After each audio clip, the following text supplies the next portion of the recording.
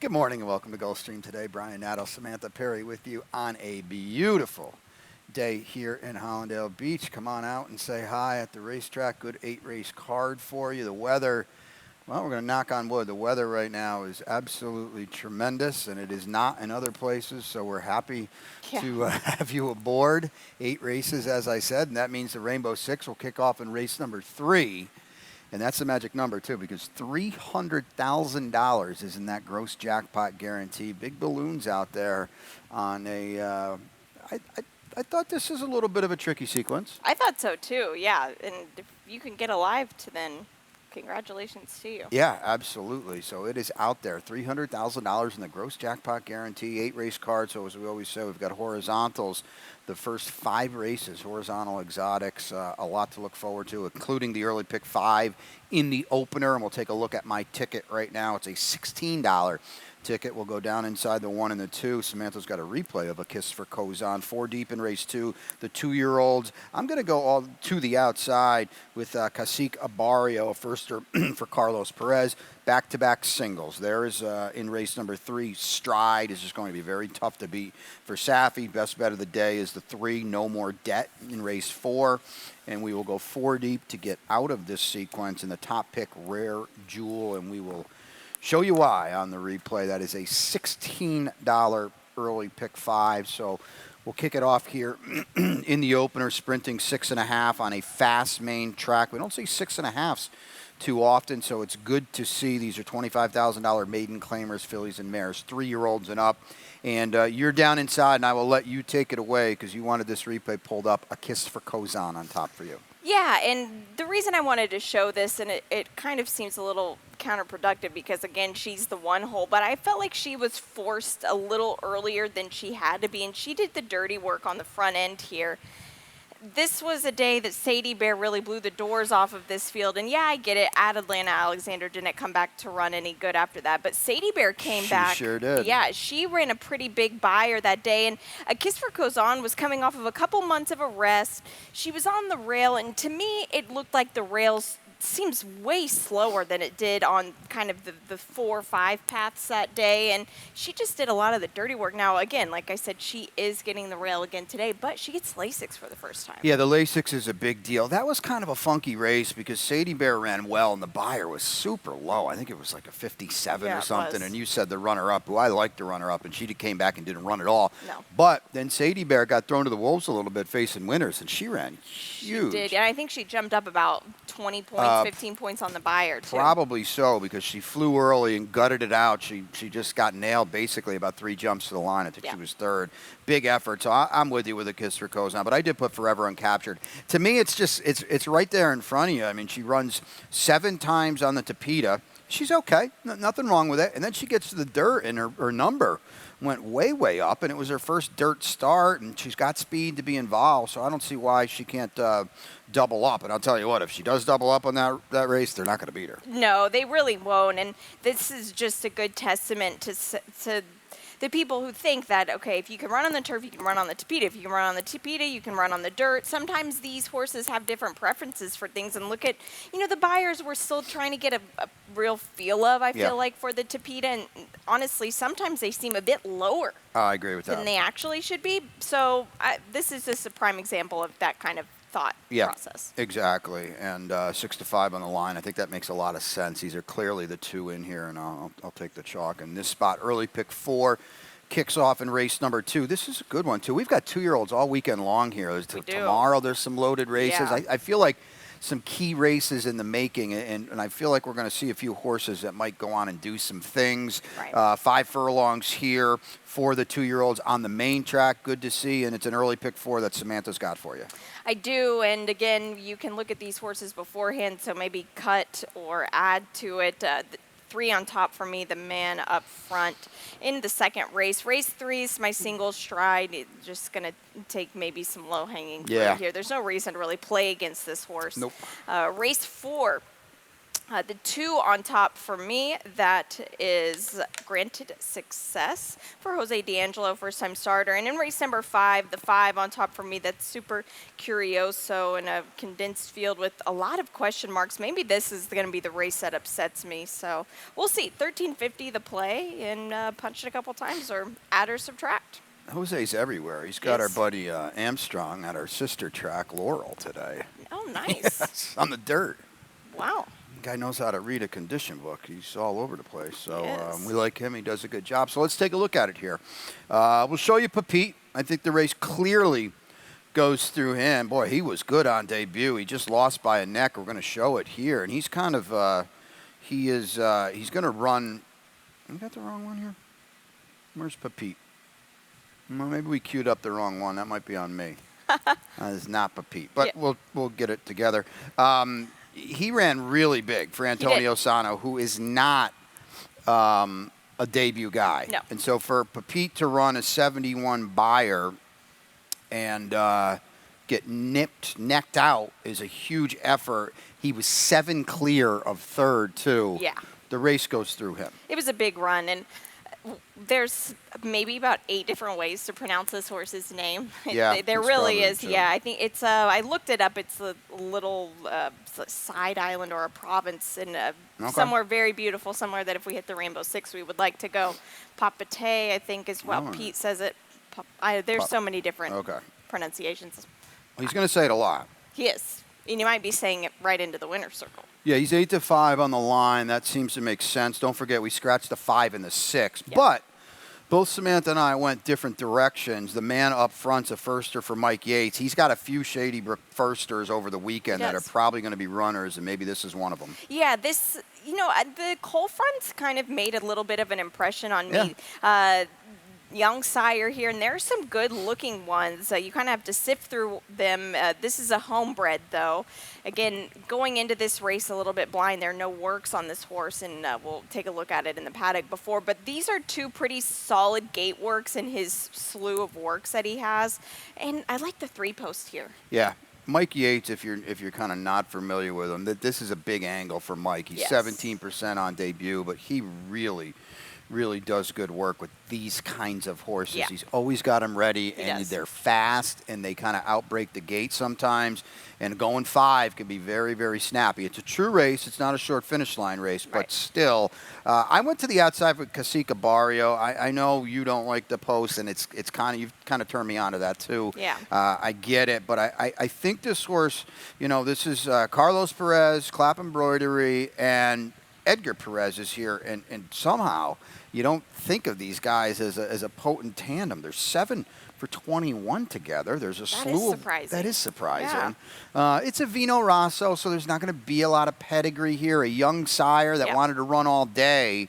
I got a feeling this horse might be live today, though. Yeah, this horse isn't out of the question at all, and that's my 4th pick down the line. But again, it's the post for me. Now, one positive is the horse does move in, but honestly, it doesn't really even bother me that much. It's the fact that I think this horse will break outward. Edgar Perez, he's good at getting a horse out of the gate and just kind of getting him at task here. I'm going to wait and see, though. There are a slew of works, and I look at that July 22nd one. The one from the gate was pretty solid. 48-3, and bested a bunch of horses that day. So this is a tote board race. Samantha will get a look at them from behind us as well. Okay, 2 down, 6 to go. We'll take a break. When we come back, it's Rainbow 6-time, $300,000 in the gross jackpot guarantee. And they're off.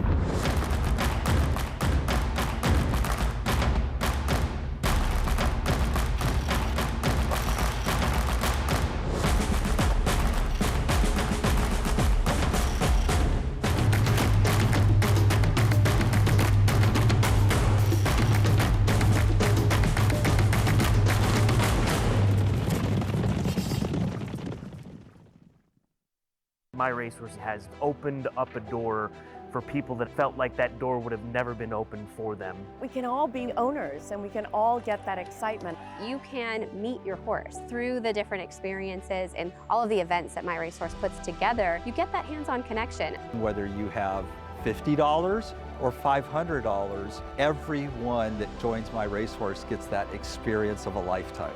I love my racehorse. Let's go.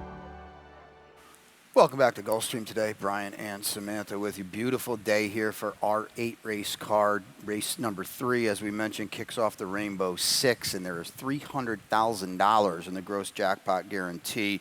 The interior part of this sequence is where things could blow up a little bit. We'll take a look at my ticket for $38.40. You know, this is an on one. You know, a lot of people, I'll tell you what, a lot of people do not like singling to start sequences. Oh, yeah. So even though stride is something to 5 in here, 9 to 5 on the morning line, people might not do that. And so maybe you get some extra value that way. There's my best bet in race 4, no more debt. And then I'm hoping for some chaos because I'm probably giving you out about a $5.80 double, and you know that's not going to do anybody any favors. Rare Jewel 53, Rare Jewel the 3 in race 5. The long shot is Etna's Napper in race 6. That's the 3-horse, and that'll blow your ticket up. That is a true long shot. No average shot there. In race number 7, the 3 Lovin' Makes Sense, and then in race number 8, 3 deep, and we'll show you the replay. But I've gotten 6.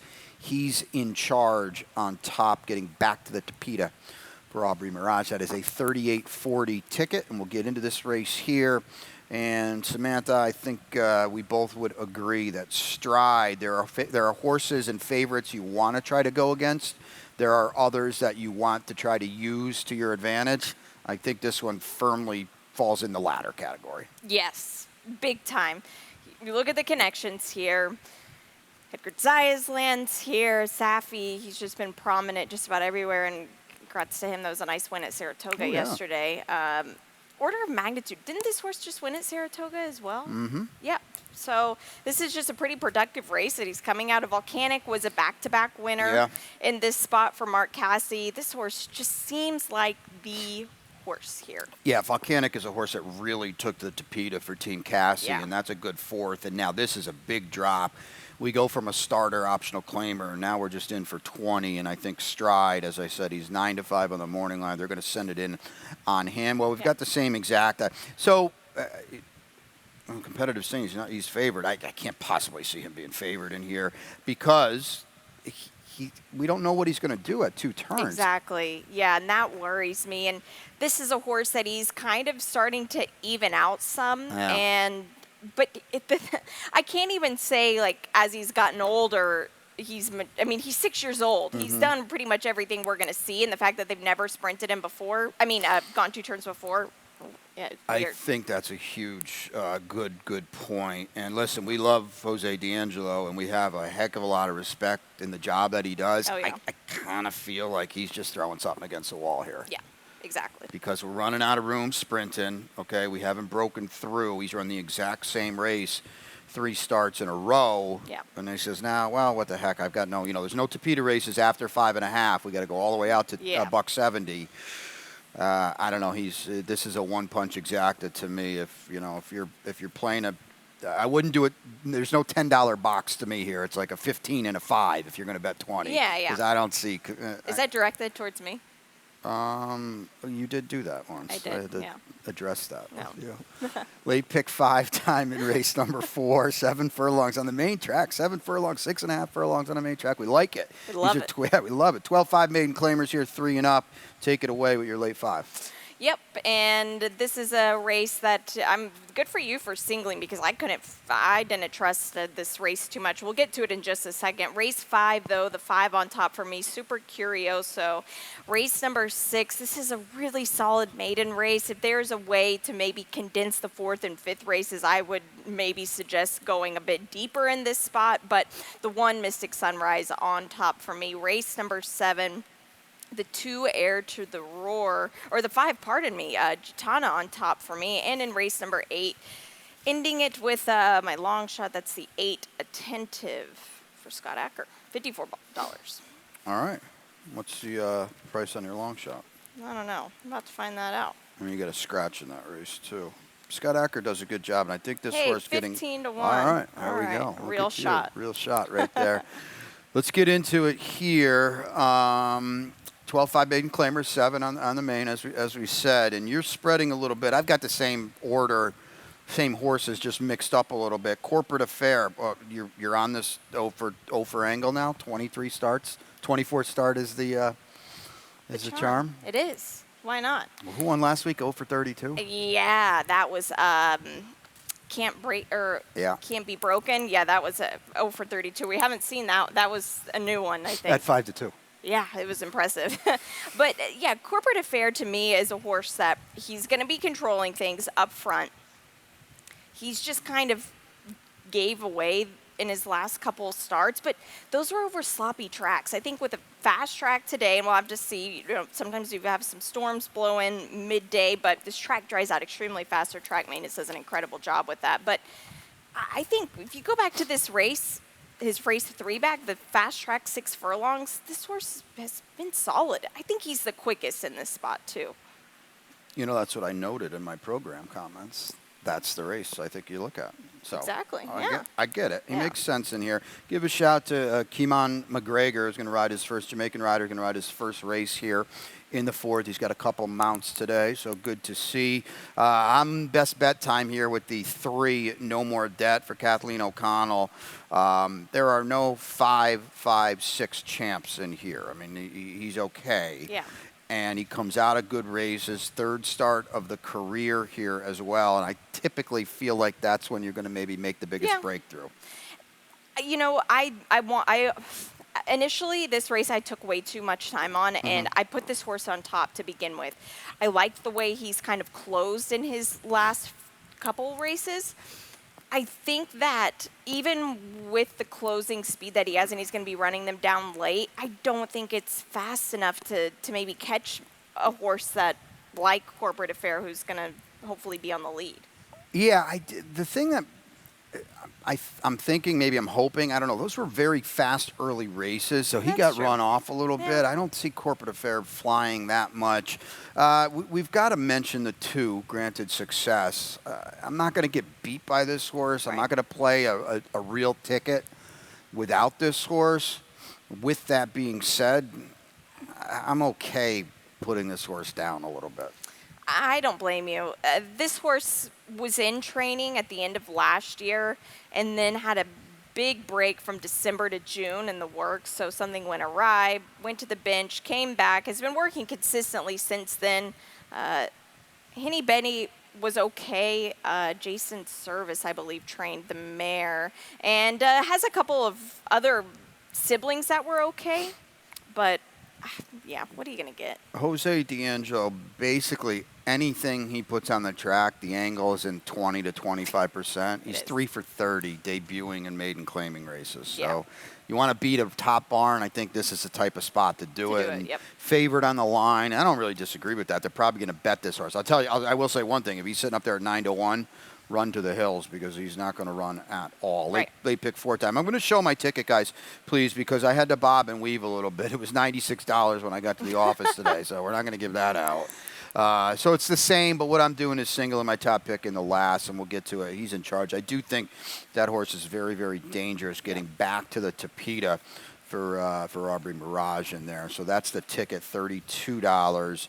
I don't have Samantha's long shot. Chapelou is odds on in that race, and he's the type of horse that maybe you might want to try to beat, and that's the type of horse that if you can beat, might blow up your rainbow a little bit. Let's get to this one now here in race number 5. 7 furlongs on the main track. Gotta like it. 6250 claimers here. These are 3-year-olds or 4 and up, which have never won 3. 7 entered in here. You're going to go to the 5. Super Curioso. Yeah, I think that this is a horse that this 7 furlong distance on the main track is just going to hit him right between the eyes here. He's 3rd start off of a few months layoff from February to June. He's shown, I want to call it route speed. He's not the quickest. I mean, he was setting the pace 23:46. I guess that's pretty fast for the level. Going a 1-turn mile for 6250. That's humming along pretty good. So I just am hoping that this is a horse that will take the lead early, settle into a nice rhythm. Edgar Perez gets aboard here today and just be able to see it through. No, I don't disagree. And speed plays on this main track and at this trip. He's supposed to get loose in here, I think. And maybe he gets brave. As Samantha said he's got the form. This is a barn. Ramon Minguet is a barn you do not think of as a high-powered barn. But, boy, what a 2023 Right. this barn is having. So you got to give this one a look. Let's show the replay of Rare Jewel, and hopefully your host here has it queued up correctly this time. I sent the wrong one over last time. Thank you, guys. Rare Jewel's a 7 here. There's not really a lot going on other than just a horse absolutely going to level off. Looping here, you do not win 6 furlong races on the Gulfstream Park main track like this. And watch this horse level off in the lane and just blow right by this field. This was a good effort. The waters, I guess they're a little deeper here, but I like the stretch here now to 7 furlongs. You see this running style.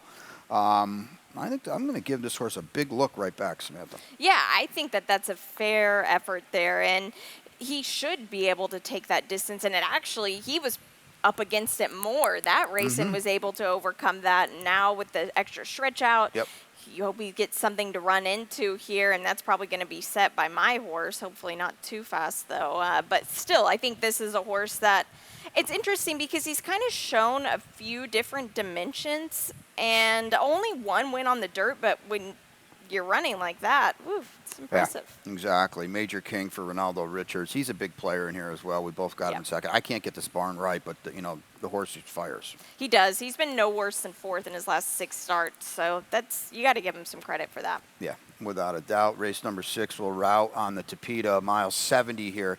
Solid field, maiden special weight here, fillies and mares, 3-year-olds and up. It's my long shot that we'll get to in a second, but we'll start with you because I'm reaching a little bit, admittedly. You're down on the inside with Mystic Sunrise. I am, and this is a horse that she's run very well in her last 2, but specifically that last one. She went to the bench for just a couple of months from April to June, came back. Now, that was a race that she was bet heavily, and she will be bet here. Again, that filly that ran 3rd to her China came back and beat the boys last time for Kent Sweezy. Just the other day, right? Yeah, in a very, very decisive fashion. This was a filly she did kind of some dirty work towards the top of the stretch. I felt like she kind of had to make the first jump on everybody, and she just got nailed at the wire. It was a dirty nose there from Domo Arigato. Yeah. But tough beat. It was, yeah. Ran very, very well. Lionel right back, too, Yeah. and you can see Lionel's been aboard her twice. She's run. Okay, we're going to bring up the replay. I'm long shot going here with Etna Napper, and she's a legit.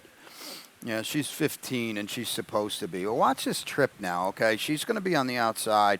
She's the 8 horse, and we're going to kind of run this out a little bit, and you're going to see this was basically her trip.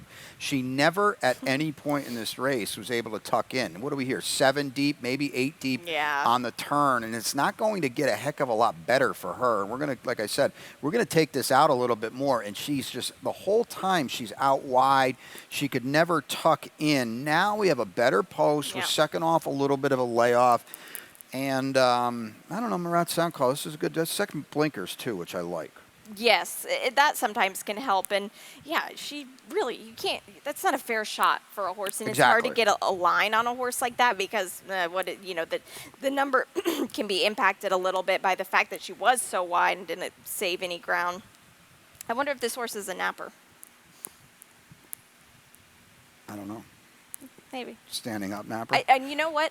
Horses that sleep, actually, those are the smart ones that lay down to sleep.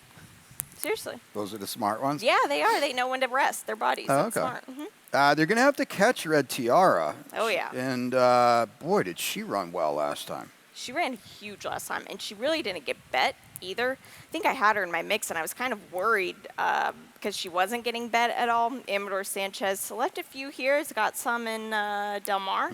So hopefully everything's going good for his barn there. Cindy Lou, who don't know how she won that day, and then she came back right back and to won again. That was very surprising. To say the least. And this was a horse that if you're getting caught at the wire by Cindy Lou and Cacciatore, yeah, I get it. Rough. She ran against some males that day last time, too. That was that race where, how many were in that race? There were 6 of them. I think half of them were fillies. Remember? Oh, Kinda that's weird. right. Yeah, there were a few fillies in that race. Yeah, you're right. Weird. All Cindy right. Lou Who was one of them. Cindy Lou Who was one of them. There you go. There you go. So, sprinting on the Tapeta in race 7 to kick off the late double here.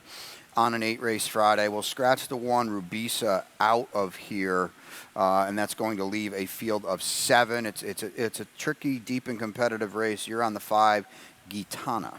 Yeah, this is the class of the field here in our last 3 starts on 2 different types of surfaces. And I really want to say 3 because it's a muddy track she ran on and won, then got a fast track, didn't do any good, and then on the Tapeta actually ran okay. And Flag Woman, whew, that was a horse for Jose D'Angelo that blew the doors open on the dirt.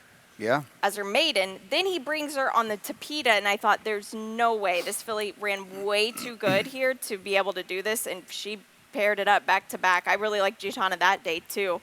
There's no Flag Woman here, but there's Call Me Spicy. Oof, one might get me.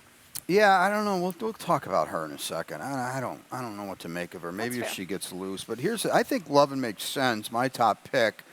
I'm kind of hoping, actually, that Call Me Spicy maybe does catch a flyer, and then that'll allow my horse to get outside of her. I don't think she's as fast as Call Me Spicy, but I think she can get the right to kind of trip just off of her. She's been in open company for the most part, some pretty good fields, and now she's back with state breds today. That can make a difference, a big one. Now, I feel like it makes more of a difference in the wintertime. Yeah, that's fair. That's still, I see your point there. You got the stat on Call Me Spicy. Let's bring it up, guys. She's facing winners for the first time. She was fine the last time. Here's a decent stat. Here's Jose, 23%. Yep, this is when they were a maiden winner, last out. When they come back, 23%. He's 7 for 31. I can name a few of those. Armstrong, Flag Woman. Those are just 2 of the 7, but I'm sure if I put our heads together, we could figure out more. But he's good with these types of moves. I think that they're pretty high on this horse. She won very convincingly, and I think she got a little tuned up from that because you look at the work, 46-3. That's blazing, especially at Palm Meadows. That, for me, and, I'm not there. I'm not on the horse's back, but I know that as a rider, when you come back from a work like that, you're kind of knocking yourself, I shouldn't have let her go that fast. She's fine, but this is a step up today. And that race that she won last time, Armstrong in that stat won a stakes, by the way. Remember that? Exactly. That was surprising to us, at least. That race isn't scaring anyone in here. And, she's 7-2 on the line, which I agree with. My point is they're going to bet her. And she's fine, and I'm certainly using her in here, but I don't necessarily know if she has to win, and she's going to take a lot of money in here. So this could be, sometimes when you blast maidens and you got to come back and face better, it can be a little bit of a kind of a punch in the gut a little bit. So we'll see. She's a player in here. And no Princess Blakely for you. No, we're not. Finally got off that train. We're not hanging out anymore. I appreciate you noting that, though. Yeah, of course. Race number 8, we're back at 5.5 on the Tapeta here. 3-year-olds and up, and the tag is 10 in here. We do scratch the 5, Old Town Road. All right, you go first. You got your long shot. Attentive for Scott Acker. Yes, I do. This is a horse that he has never been in a type of competition like this in a long time. He's been switched barns quite a few times. Now he's here with Scott Acker. Those last 3 races on the page, they are not that great. And when I say not at this level, I'm not including that dirt effort because that it was not good. Not a good effort at all. But Scott Acker, not a lot of horses. Everything he runs is quite live, though. This horse has been breezing on the Tapeta pretty nicely as of late for the barn, and I like the cutback here. Maybe this is just kind of teaching an old dog new tricks here because he has 7. Yep, I agree. Let's take a look at He's in Charge and Leanne's Warrior. They ran 3-4. Well, they ran 4-3 last time. He's in Charge going to finish 4th. Leanne's Warrior is going to finish 3rd. But this is the start, and he's in charge. You know, I'm not going to, this is not necessarily a they're off, you lose, but this is a they're off, you're in a really bad spot here, okay, right away. Because this horse got speed. He doesn't want to be back there. He's the 7 horse there, and you can see the silks there, and he's just way back there. Leanne's Warrior at 45-1 ran pretty well in here, and Leanne's Warrior's on the point in this spot, taking him to the far turn. But I thought the 7, he's in charge, ran sneaky well in here after being basically taken out of his element early. He's dropping back out of the picture here, and he's going to run on. He's going to put a pretty solid move, and you can see he's got to be used just to kind of get in contention and after the bad start, and he's going to run here a little bit. You can even make a case that he's checking up a little bit here while he had some run. So I'm hoping we break a little better today, and he'll be in the mix here, and he's going to try to, he's still trying to run on. He's actually going to see some daylight, and he's going to break through a little bit. I thought this was a pretty solid effort, and here's the segue too, Samantha, and I kind of feel like I can speak for you because you didn't pick Chapelou. I just do not want Chapelou in this spot. Not on top, at least, okay? Yeah. This horse kind of seems like a bit of a trap. Yeah. That was a tough race he was exiting out of, and I do not want to take anything away from him because Fly the W, I think that was 5th win in a row maybe.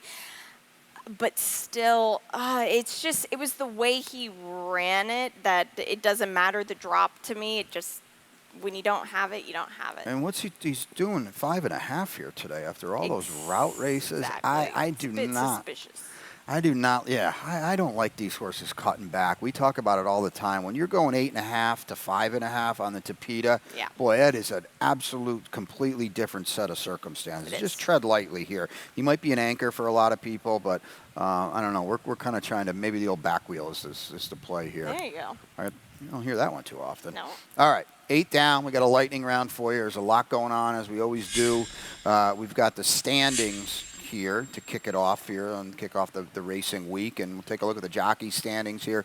Lionel Reyes just keeping on. But let's see what the podium looks like, because the second and third spots were, this is getting pretty good here. It is, yeah. We've got Edgar Zayas now in the picture. There he is. First time, I think. First time, yeah. But he's just been all over the place.